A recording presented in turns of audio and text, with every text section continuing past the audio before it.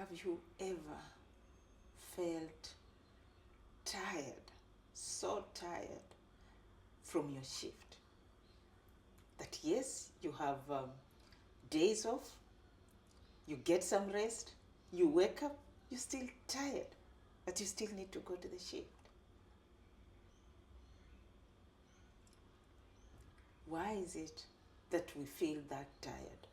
What is really happening to our body? So hi, my name is Emily. I'm a health and life coach.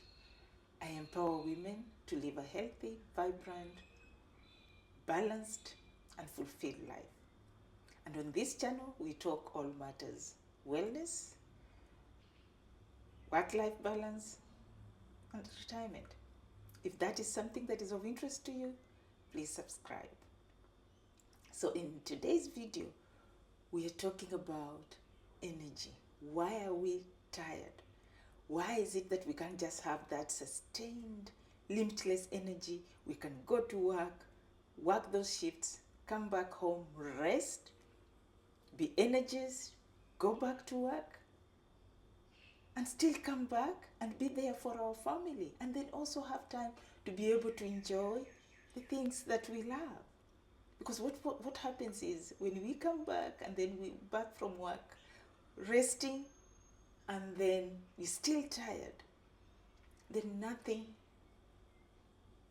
we won't even have time to enjoy those small things of life. So what is happening to our body is the impact of that energy production in that part of the cell, which we call the mitochondria, which is part of the cell that is mainly the function to energy production. So why is it that we are not constantly producing this energy to sustain us, to live our lives? So there's so many impacts that the mitochondria has been impacted with, which could be a poor diet, sleep quality, there's toxins in the environment and the things that we are getting into our body, and there's stress things that are also causing that. But in today's video, that will be a topic for another video.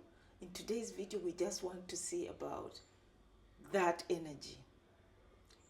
How can we be able to get this sustained energy that even if I'm working long hours, even if I have shift after shift, but then when I come back home and I need to rest, I can rest, wake up, and feel energized so that I can keep going with my life. Because what usually happens is we don't get that good rest. We're still depleted of energy.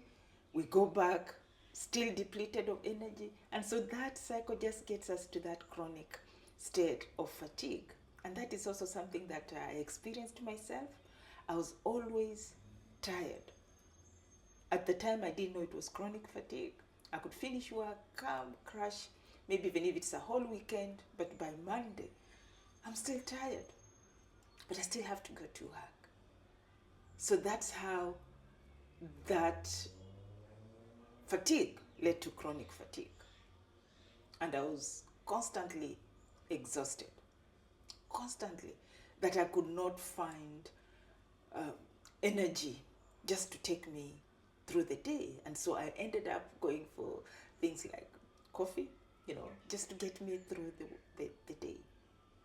And we find that the coffee was only giving me that fake energy, but then I could crash. So what usually happens is when you get in the mitochondria to work, we need to be able to have glucose coming in, and then so that it can be able to produce energy. So you find that now when I'm crashing, it's like there was a spike. Maybe I ate something sweet just to give me the dopamine, to feel the pleasure when I'm in that crash moment, or to take that coffee, and then it spikes up, and then I crash again. So we want to look at how can we ensure, despite the nature of our job, where we work these shifts, how can we ensure that we're having this sustained energy? So the first thing, which is really an issue with our profession, and it is sleep. It seems we never get that enough sleep because, for example, here in Australia where we have the rotating roster, so you'll work morning, you'll work, so your body can never adjust. We're always working against the body clock. But how can we get quality sleep? And if you have been able to work out how you get that quality sleep, I would like to know in the comment sections, because that is big, because it disrupts the mitochondria, and then there's no enough production of energy from that part of the cell. So look at your sleep. Even if you're a shift worker, you go to work, maybe it's PM, you're finishing late always. Can you be able to schedule that those days when you're off? Are you able to have a schedule of your sleep? Let's say when you finish your shift, how do you come back home and then be able to settle down?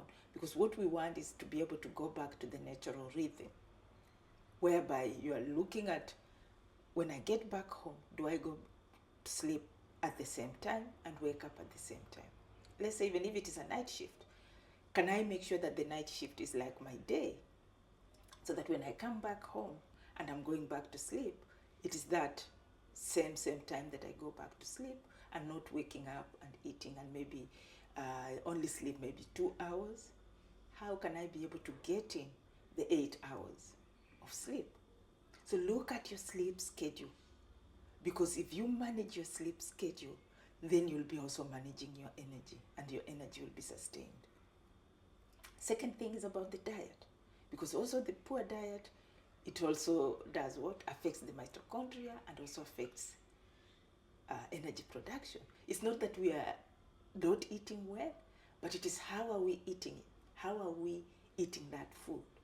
So if, let's say, with the diet, because what we want is to be able to balance that glucose level in the blood, so that it can, the mitochondria can use it, so that we can have this sustained energy production. So what usually happens is you eat, so depending on what is on your plate, what you've eaten, if it is something that spikes up the glucose, it will go up. We know insulin will be produced, and then you feel good, and then after a while, and then you crash. Because what happened is there was a spike, and then you've crashed. So when you crash and you're at this level, there's this craving where you want something sweet again. So what do people normally do? You look for something sweet, just to think that, okay, if I ate that sweet, then it's going to give me energy. Usually it's not that way, because what happened is that is just the dopamine, that the pleasure, but then it's not going to give you the energy that you really need to be able to function and do your work, and also to be able to look after your family. So what you want to do is, if I'm eating, how can I ensure that that glucose is not going to spike? The sugar level is not going to spike in my blood, so that I don't get this crash. Because the crash is where, when we're in that crash, we're craving for sweet, and we're also craving for maybe a coffee, because we think, I'm tired now, maybe I just need something to boost me up. But that is just what we call like fake. It's not real energy that you're going to get from that. So we look at how is your plate. But if you managed that each meal that you're eating, you have a protein on it, you have a healthy fat on it, and you have the carbohydrates, that balances it. So that with that, there's sustained production of glucose into the blood, and then the mitochondria is able to function well, and then you'll have sustained energy. And so if you're always making sure that your meal is that balanced, and avoiding snacking in between. So you make sure that your meal, you're full with that particular meal, and then you avoid the snack. Because when you snack again, because obviously you snack, you're looking for something sweet, you look for a fruit, and all those things will be banana, and all those things will keep spiking. So what happens is, why we end up with the chronic fatigue is because we're always up and down, up and down. And this also is what leads to insulin resistance, and you end up with diabetes, because because of up and down. And so there's so much insulin being produced, crashes, there's so much insulin left in the body, and then it gets to the point where this insulin cannot function properly. So look at how your meals are, and then timing your meals, because we want to teach our body that this is the time for the meal, and then this is the time where it needs to rest and it needs to digest. So how are you timing those meals? Do you eat every 2 hours? Ideally, need to eat between 4 and 5 hours, so that you're giving time for that mitochondria to work and for that glucose to be broken down, so that it can function well in the body. So look at how you're timing your meals. Are you eating 2 hourly? I would like to know in the comment sections. Do you eat every 2 hours? And is that working for you? Like when you eat, is there a time when you feel like you crash? So just check on how your life is. Is there a moment you feel you crash? And then look at what is happening. What am I eating? What did I eat for breakfast? And what time am I feeling I need something? Is it after 2 hours? Because we've said if I've eaten a proper meal, then it should take me 4 to 5 hours before now the next meal, without snacking. So look at your diet, and then look at your timing. With that, then look at how you are exercising. You need, despite we always say, I used to think that because I'm always on the floor working, that I don't need to exercise. But that working on the floor will be different from when I'm trying to put in some exercise, some movement, so that even if it's using stairs, even if it's a short, jog, so that there's just that circulation and to release that stress in the body. And then the mitochondria and my cells can be able to work well, can be able to manufacture and be able to produce that energy that will be sustained. And then look at your stress management, where we've talked about just making sure that you can breathe and just being mindful. That will also be able to bring back the stress down, because the stress also impacts on the mitochondria. So bringing the stress down, it means the cortisol goes down, and then the mitochondria can be able to function well, and we can produce energy which will be sustained. And then the intentional breaks. Make sure we're having these breaks.